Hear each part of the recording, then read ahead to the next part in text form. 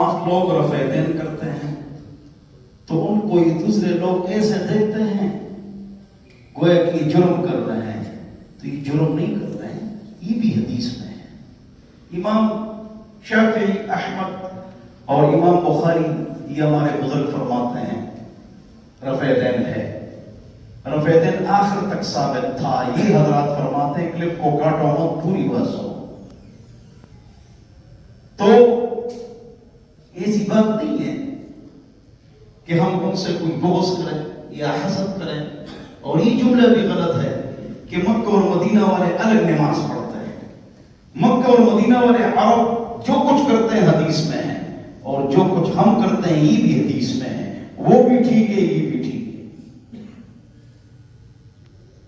لہذا ان سے بھی محبت کیجیے جو رفع دین کرتے ہیں یا امین اونچی آواز سے پڑھتے ہیں، ان سے نفرت نہ کیجیے۔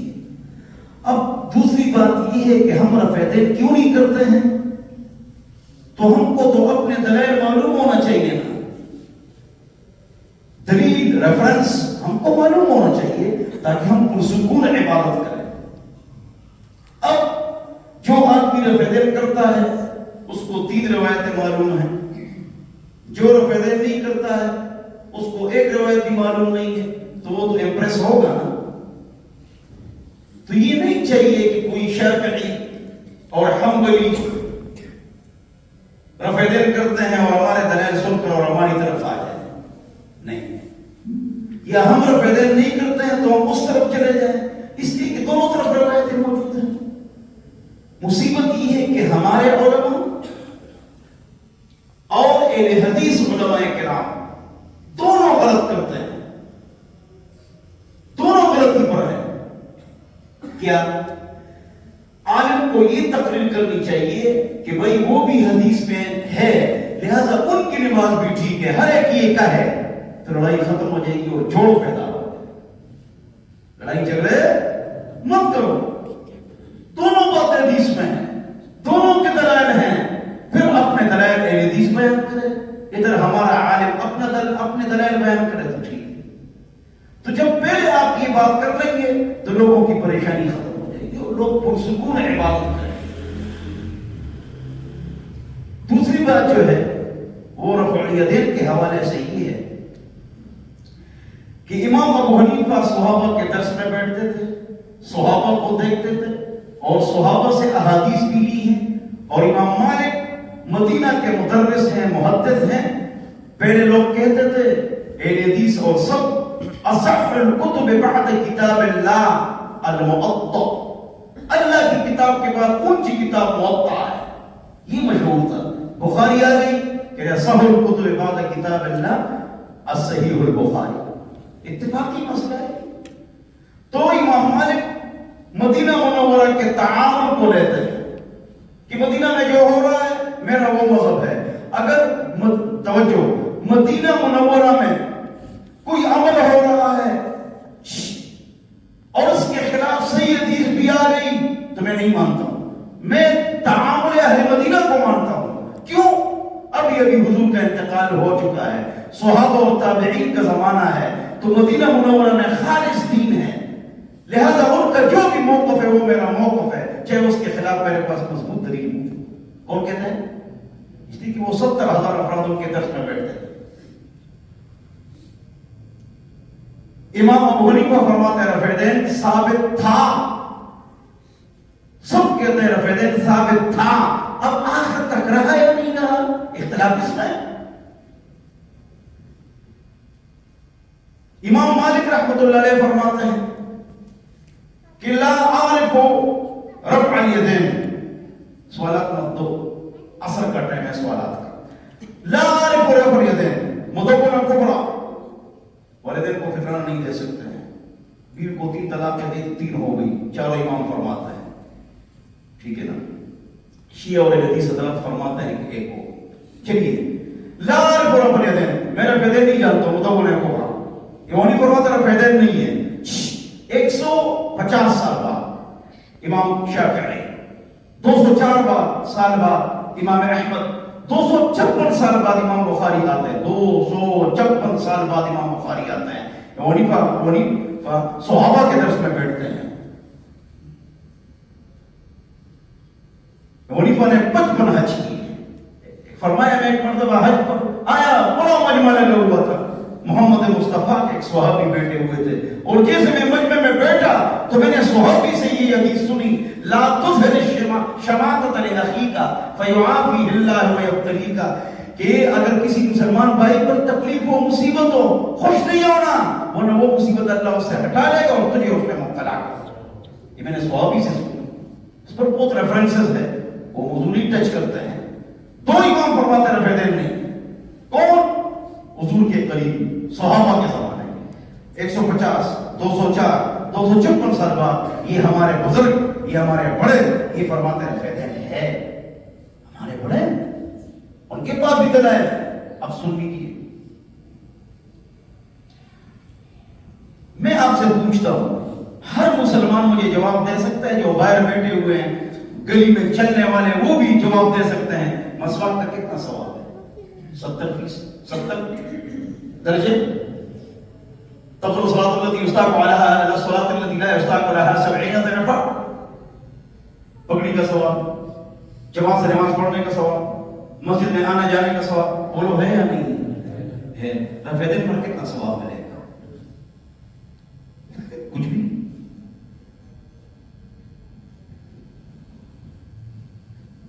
جو رفع دین کرے گا اس کو 1000 نیکیاں ملے گی, یا 200 یا 10, کوئی نہیں. اس کی دلیل پیش نہ کرو, اس کی دلیل ہے اس کو رفع دین میں ڈال دیتے ہیں. میں نے غلط ہے, آپ اس میں بحث بھی نہیں کرو لڑکے اور اعتکاف والے. میں اپنا موقف آپ کو سمجھا رہا ہوں, دلائل دے رہا ہوں. تو میں نے آپ کو رفع دین کے حوالے سے یہ بات بتا دی کہ اختلاف اس میں ہے کہ ثابت تو تھا, توجہ, سجدے کے وقت رفع دین تھا, سلام کے وقت رفع دین تھا. شیعہ کرتے ہیں, سب نہیں کرتے ہیں, کہ یہ منسوخ ہو چکا ہے. نسخ کی دلیل دو, لفظ نسخ دکھاؤ. ایک نسخ اجتہادی ہے, ایک تحقیقی ہے, اس موضوع پر میں نہیں جاتا ہوں. وہ بھی تو تھا 26 مقامات, 4 رکعت میں 26 جگہ پر رفع دین تھا. اب اہل حدیث 10 جگہ پر کرتے ہیں 4 رکعتوں میں, یہ 26 مقامات پر تھا. سلام کے وقت, سجدے کے وقت, ہر اٹھتے بیٹھتے رفع دین ختم. تو ہم کہتے ہیں 9 بھی ختم. یہ جو 9 ہے تم کرتے ہو نا رکوع سے پہلے بات, یہ بھی ختم, اور 3 رکعت سے اٹھتے والا بھی ختم. ہم یہ کہتے ہیں. دلیل نسخ اجتہادی ہے. بولو کیا ہے؟ امام نووی نے لکھا ہے خون سے وضو نہیں ٹوٹتا, خون سے وضو ٹوٹتا ہے. مختلف روایتیں ہوتی ہیں, تو جو باب بعد میں ہوتا ہے وہ پہلے باب کے ناسخ ہوتا ہے. جو باب بعد میں ہوتا ہے وہ پہلے کے لیے کیا ہوتا ہے؟ ناسخ ہوتا ہے. خون سے وضو نہیں ٹوٹتا, باب نیچے آ گیا. خون سے وضو ٹوٹ جاتا ہے, دونوں میں دلائل ہے, ابو داؤد اور ترمذی میں. لہذا بعد والا باب پہلے کے لیے ناسخ ہے. امام نووی اس کو کہتے ہیں نسخ اجتہادی. توجہ چاہیے, دلائل دیتا ہوں, دلائل دیتا ہوں, پہلے سمجھا. اس پر ثواب کتنا ملے گا؟ جو اتنا جو تم نے اس کو مناظرے اور بحث اور یوٹیوب بھرا ہوا ہے, رفع دین ہے یا نہیں ہے, اور یہ تو بالکل غلط بات ہے. تمہاری نماز سنت کے خلاف ہے. تم رفع دین کرتے ہو لہذا تمہاری نماز سنت کے خلاف ہے, یا تم رفع دین نہیں کرتے ہو تو تمہاری نماز سنت کے خلاف ہے. یہ بہت بڑی سازش ہے اور یہ بہت بڑا دھوکہ ہے. جو کہتے رفع دین ہے مالک شافعی نا, شافعی احمد امام بخاری, وہ بھی فرماتے ہیں افضل ہے. اور افضل ہے. کوئی فرض واجب ہو, سنت موقدہ پہلے رفع دین ہے. اللہ اکبر. امام نووی فرماتے ہیں, بخاری مسلم کی روایتیں ہیں, کان سے اوپر کا ثبوت بھی ہے, ادھر سے ادھر کا ثبوت بھی ہے. توجہ توجہ, لو تک بھی ثبوت ہے, لو تک لگانا نہیں ہے, اور سینے تک بھی ثبوت ہے. بخاری مسلم ہے. امام نووی رحمۃ اللہ فرماتے, امام نووی ہاتھ اٹھاؤ, کانوں کے ساتھ لگانا ضروری نہیں ہے, بلکہ نہ لگاؤ کانوں کے برابر. تو یہ اوپر کی انگلیاں کانوں کے اوپر, حدیث پر عمل ہو گیا. انگوٹھا کان کے لو کے برابر ہے, ہتھیلی سینے کے برابر ہے. وہ اجمعو, وہ فرماتے اس پر اجماع ہے کہ یہ طریقہ ایسا ہے جس میں 3 حدیثوں پر عمل ہو. اس طرح یہ حدیث ہے، ناک کے نیچے ہاتھ باندھو، فإن من سنت ان تضع الكف على الكف تحت السرة، ضعیف ہے، ابو داؤد میں جگہ پائی، آپ کی روایت سے ستہ میں نہیں ہے۔ اب حدیث میں ہے وضع، ہاتھ رکھا، یہ تھی وضع۔ ایک حدیث میں اخذ، پکڑا، دو حدیثیں، تین، تحت السرة، تین حدیثوں پر عمل ہو گیا۔ اب ایک حدیث بخاری شریف سے غلط پیش کیا جاتا ہے کہ ہم کو حکم دیا جاتا تھا کہ ذراع کو پکڑو، ذراع کو پکڑو، ہم کو حکم دیا جاتا کہ یہ ذراع ہے۔ اللہ کے بندے، وضع ذراعیہ علی رکبتیہ، توجہ، حضور نے کبھی بیشی اللہ معاف فرمائے، حضور نے ذراع رانوں پر رکھ لیے، حدیث تو ایسا رکھ لیے، ایسا رکھ لیے، عطیات ذکر ہے۔ جواب، ذراع یہاں سے لے کر یہاں تک اس کو ذراع کرتے ہیں، لہذا حضور نے ایسے ہاتھ رکھا، اتنا ہاتھ رکھا صلی اللہ علیہ وسلم، اور حدیث میں اس کو ذراع علی نہیں علی فخذہ، علی فخذہ رانوں پر رکھا۔ اچھا، حضور نے ایسا رکھا، یہ ایسا رکھا۔ اس سے معلوم ہوا کہ ہم جو پکڑتے ہیں یہ ہم نے ذراع کو پکڑا ہے۔ حدیث میں آیا بخاری میں کہ بھئی ہم کو حکم دیا کہ ذراع کو پکڑو۔ اور بڑے بڑے علماء ہیں دو، اور اب بھی موجود ہے، ان کی ویڈیو ہے، یہ مکروہ ہے، ثبوت ہی نہیں، فوق السرہ وتحت السرہ وکل ذلک واسع۔ ترمذی میں ہے اوپر ہاتھ باندھو یا نیچے، سب کی گنجائش ہے، لڑائی جھگڑے مت کرو۔ ائمہ حرمین ناک کے اوپر ہاتھ باندھتے ہیں، سینے پر نہیں، دونوں کی گنجائش ہے، سینے پر کسی کا مذہب نہیں۔ یہ ابن باز رحمۃ اللہ علیہ بڑے عالم تھے، بزرگ، انہوں نے نکالا ہے۔ صدر کی کوئی دلیل صحیح نہیں، سب کا اتفاق، ابن ابی لیلہ والی اور محمد ابن اسماعیل والی، مسند احمد والی، سعید ابن خزیمہ والی۔ یہ اور لوگوں کو میں نے اشارہ دے دی، آپ لوگ نہیں سمجھیں گے۔ بہرحال آؤ رفع دین کی طرف۔ رفع دین، ہمارا موقف یہ ہے کہ رفع دین تھا، آخر تک نہیں رہا۔ 5 روایتیں پیش کرو کہ آخر تک رفع دین تھا، وہ متصل سندہ بعدول الضابطین من غیر شذوذ ولا علہ، متصل صحیح روایت۔ 5 روایتیں پیش کرو کہ رفع دین آخر تک تھا۔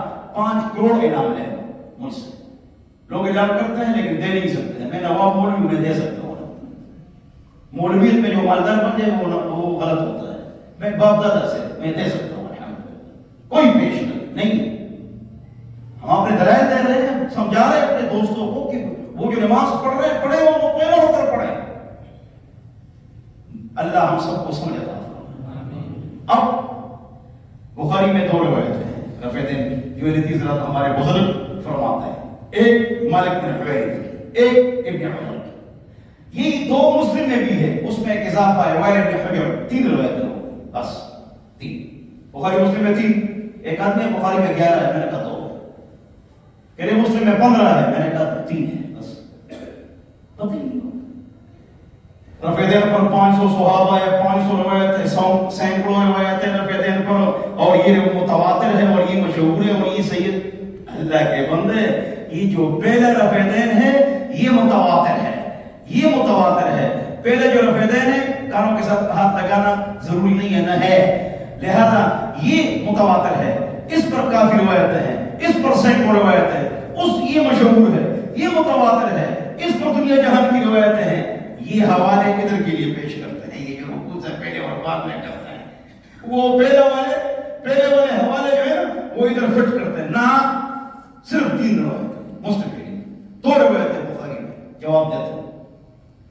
ابن عمر، اس سے رفع دین کی روایت کی بخاری میں نیچے ایک جملہ ہے، کیا وروى ابن طهمان عن ایوب وموسى بن عقبة مختصرا۔ توجہ، اس جملے کا مطلب یہ ہے کہ حضور رفع دین کرتے تھے، یہ بخاری میں ہے۔ نیچے امام بخاری فرماتے ہیں یہ امام ابن عمر کا ذاتی عمل تھا، موقوف بھی یہ مروی ہے، مرفوع بھی مروی ہے، موقوف بھی مروی ہے، حضور سے بھی۔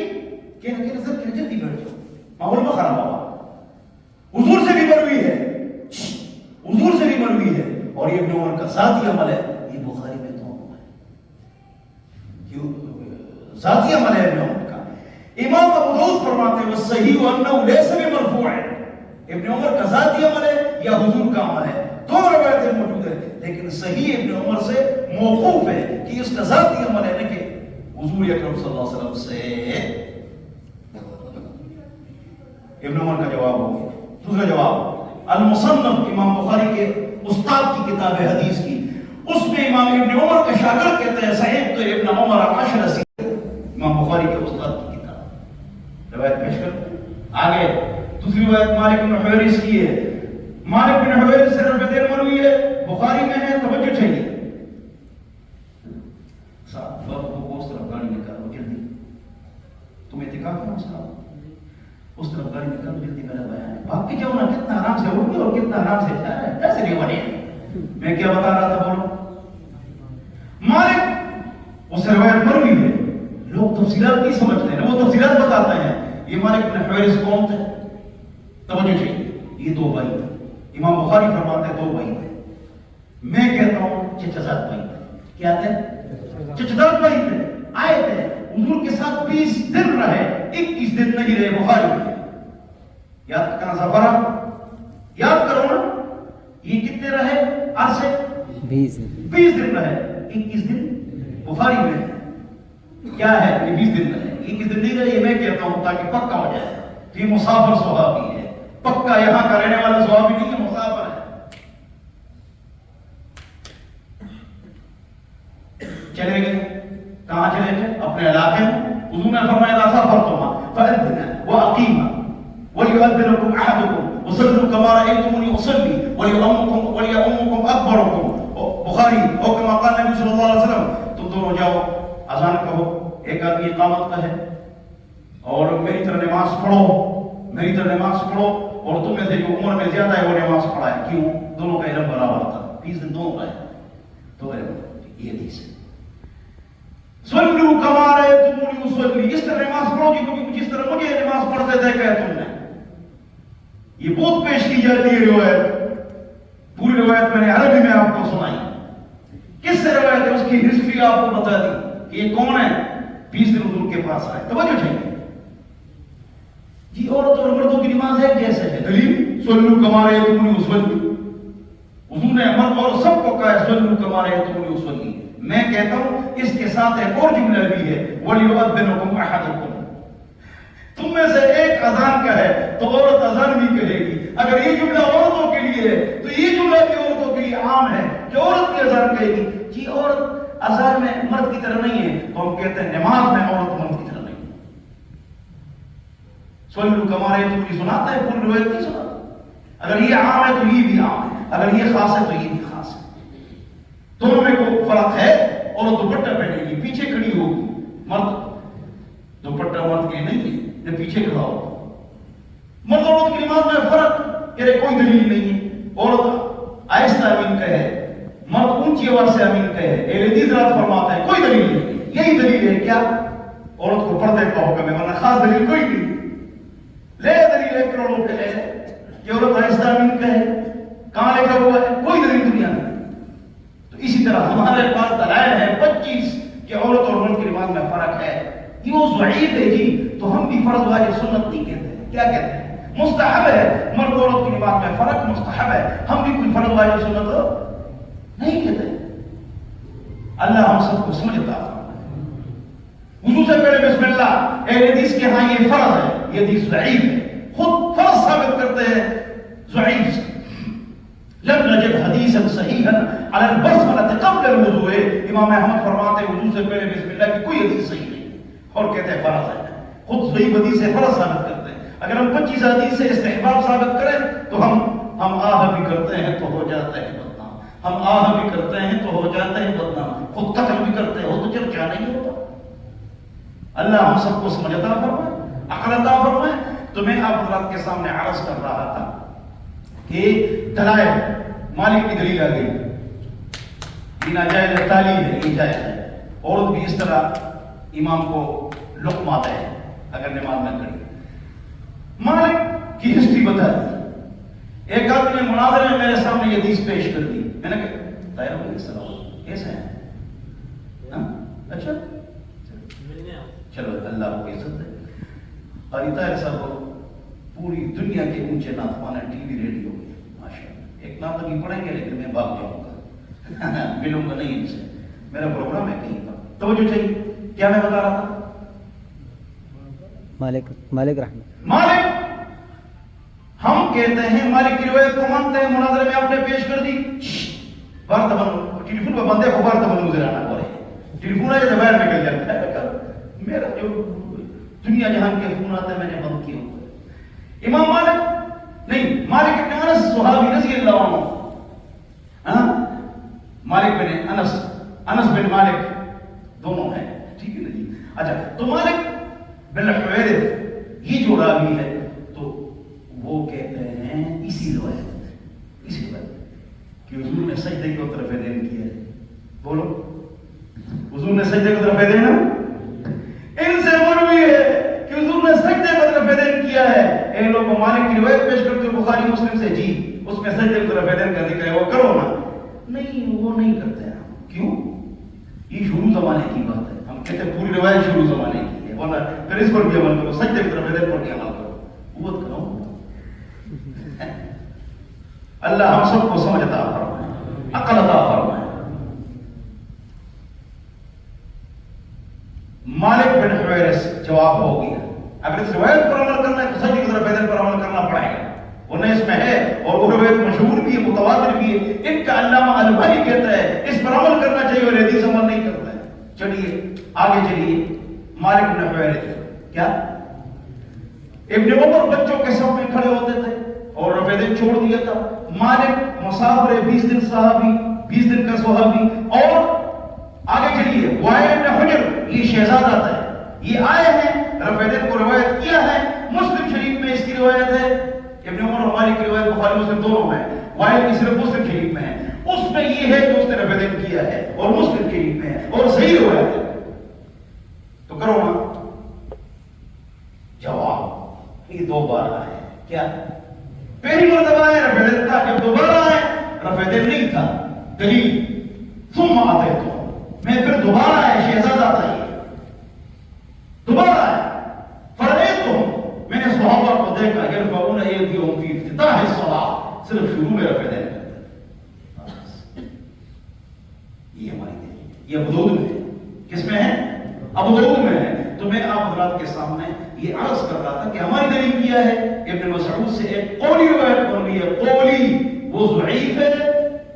ابن مبارک فرماتے ہیں لم يثبت حدیث ابن مسعود، ابن مسعود کی حدیث ثابت نہیں ہے. قولی ہماری دلیل فعلی، فعلی دلیل. الا اصلی بكم صلاۃ رسول اللہ، اے لوگوں آؤ صحابہ اور تابعین، میں آپ کو نبی کی نماز پڑھاتا ہوں. سارے آ گئے، نماز پڑھائی. فصلى فرق يرفع يديه الى اول مره، پہلی مرتبہ رفع دین کیے پھر نہیں کیے. یہ ہماری دلیل ہے. امام ترمذی فرماتے ہیں حدیث حسن، ایک نسخے میں ہے صحیح، یہ حدیث حسن ہے. ایک نسخے میں صحیح ہے. میں ان کے گھر سے حوالہ دیتا ہوں. علامہ البانی کا بڑا عالم ہے، بزرگ ہے، وہ مشکات کے حاشی میں فرماتے ہیں ھذا حدیث صحیح، یہ حدیث صحیح ہے علی شرط مسلم، مسلم رحمۃ اللہ علیہ کے شرط پر ہے. یہ حدیث مسلم کی طرف قوی صحیح روایت ہے. لم نجد لمن اعله لم يجوز لمن اعله حجہ يصلح التعلق به بها. فرماتے ہیں کہ یہ دلیل بالکل صحیح ہے، مسلم کی شرط پر ہے. جو اس کے خلاف بولتے ہیں ان کے پاس کوئی دلیل نہیں. بالکل صحیح ہے. علامہ البانی اور ابن حزم نے صحیح کہا ہے. 35 حوالے ہے میرے پاس کہ یہ حدیث بالکل صحیح ہے اور ایک جواب میں نے دے دیا. تو ہماری روایت بہت ساری ہے، اس پر الگ کتاب آ چکی ہے، جز ترک رفع دین، مولانا عبدالغفار ظفر کے ساتھ. اور یہ جو حدیث رات ہے، آخری بات، ان کی کتاب نماز نبوی، اس کا جواب میں نے لکھا ہے. میری کتاب کا نام ہے نماز نبوی، 1100 ختم ہو گئی. اور ان کے حدیث کی حضرات کی جو کتاب نماز نبوی، اس کا جواب میں نے لکھا ہے.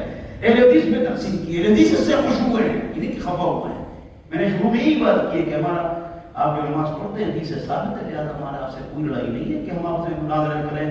یہ آپس میں لڑائی جھگڑے رفع دین امین بالجہر، تو خلافت سے ہم دور ہوں گے. آپس میں لڑیں گے، غیر حکومت کریں گے.